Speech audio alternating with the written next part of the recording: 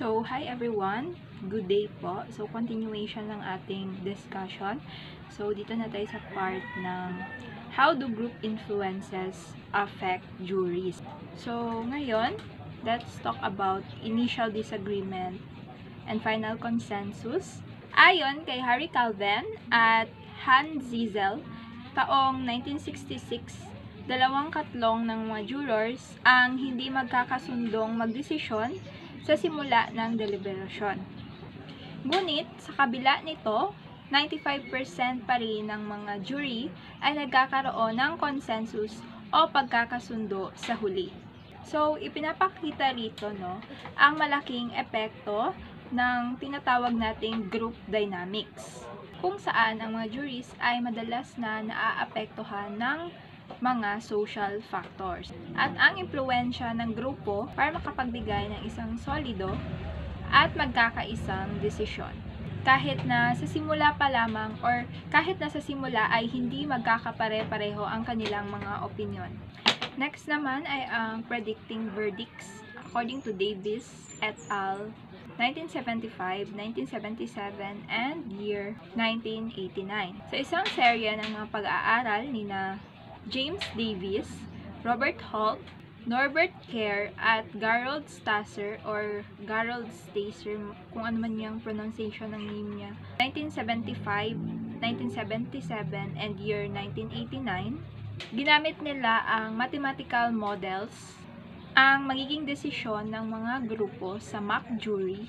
Sa kanilang mga eksperimento, natuklasan nila na ang 2/3 majority rule ang pinakamabisang predictor ng magiging verdict. Ibig sabihin na kung 2/3 ng mga juror ay pabor sa magiging desisyon or pabor sa isang desisyon, ay mataas na chance na ito yung magiging final verdict ng jury. So, sa rule na ito, nagbibigay ng liwanag tungkol sa opinion, madalas na tumutugma sa kanilang final decision.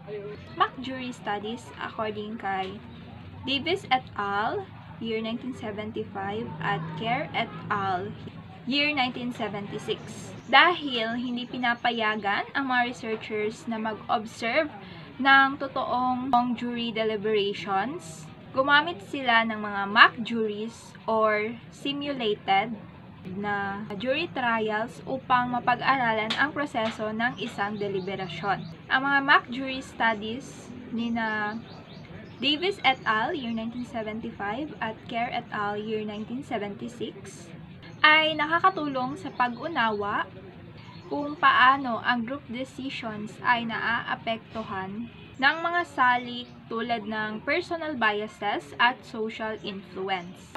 Sa pamamagitan ng mga eksperimentong ito, natutukoy kung anong mathematical combinations ang pinakamahusay sa pag-predict ng verdict, pati na rin kung paano ang mga jurors ay maaaring magbago ng opinyon or ng mga opinyon sa pagdaan ng oras at ng pag-uusap.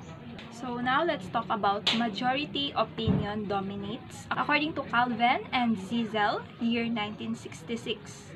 Ayon din sa pananaliksik ni Calvin at Ziesel, year 1966, sa 90% ng mga kaso, ang desisyon ng jury ay naaayon sa majority opinion pagkatapos ng unang balot.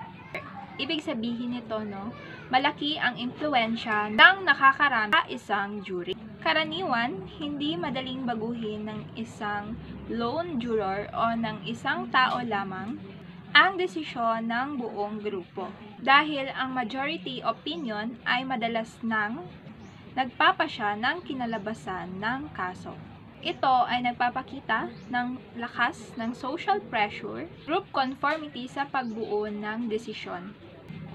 So, dito tayo sa group influence. Ang mga pag-aaral sa jury deliberation ay nagpapakita ng mga malalakas na social factors na may epekto sa mga juror, gaya ng majority influence, minority influence, group polarization, at groupthink.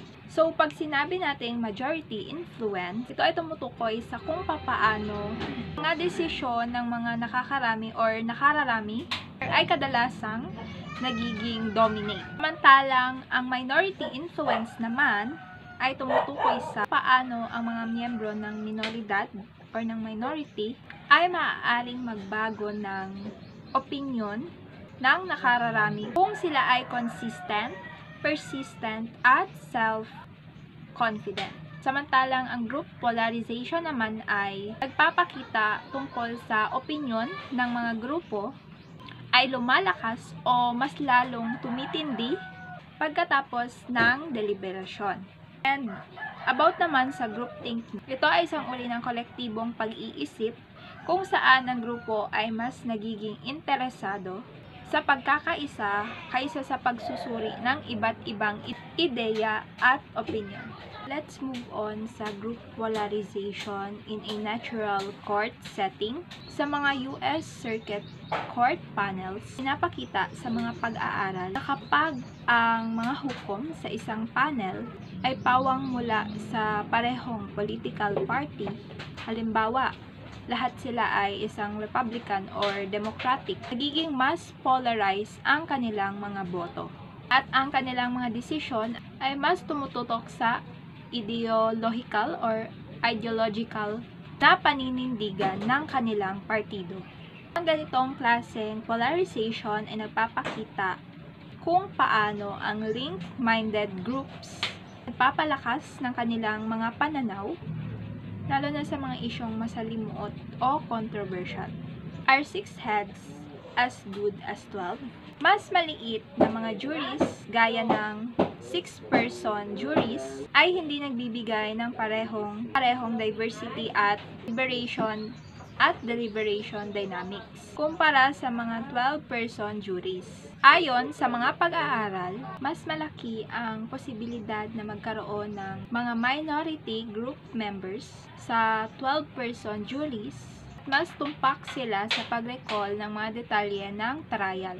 Mas matagal nilang tinatalakay ang kaso, kaya mas maaasahan ang desisyon ng mga mas malalaking juries. From love to life, simulated, and real juries. Bagamat may pagkakaiba sa pagitan ng mga mock juries at real jury trials, ipinapakita ng mga pag-aaral na ang mga psychological processes sa mga mock juries ay kadalasang sumasalamin sa mga nangyayari sa mga tunay na jury. Gayunpaman, may mga concerns pa rin na ang mga lab studies ay hindi ganap na tumpak na nakikita ang mga behavior ng mga jurors sa mga high-stakes cases tulad ng mga death penalty trials kung saan may mas matinding epekto ang desisyon. Postscript, thinking smart with psychological science.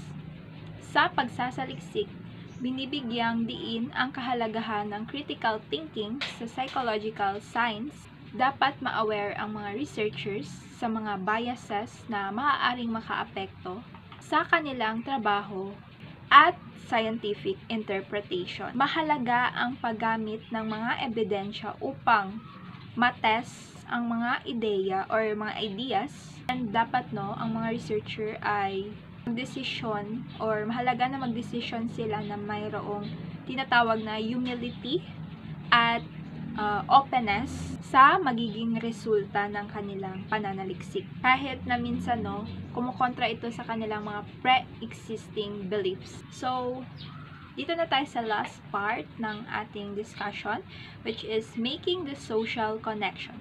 So, dito naman sa part na to, so, dito, isa sa mga tinatalakay ay ang reliability ng eyewitness testimony, lalo na mula sa mga bata. So, binibigyang diin dito na hindi raw laging tumpak ang memorya ng mga bata. At ang kanilang kakayahang mag-recall ng mga kaganapan or mga pangyayari na kanilang nakita ay maaaring maapektuhan ng mga suggestions o leading questions. Kaya't mahalaga ang masusing pagsusuri ng kredibilidad ng bawat saksi. Pati na rin ang mga testimonya ng mga bata sa legal settings upang masiguro ang integridad ng mga desisyon sa korte. So, I think yun lamang po sa part ko. And doon na po nagtatapos ang discussion ng Group 9. Sana po ay may natutunan kayo at nakuhang kaalaman. Thank you po sa panonood.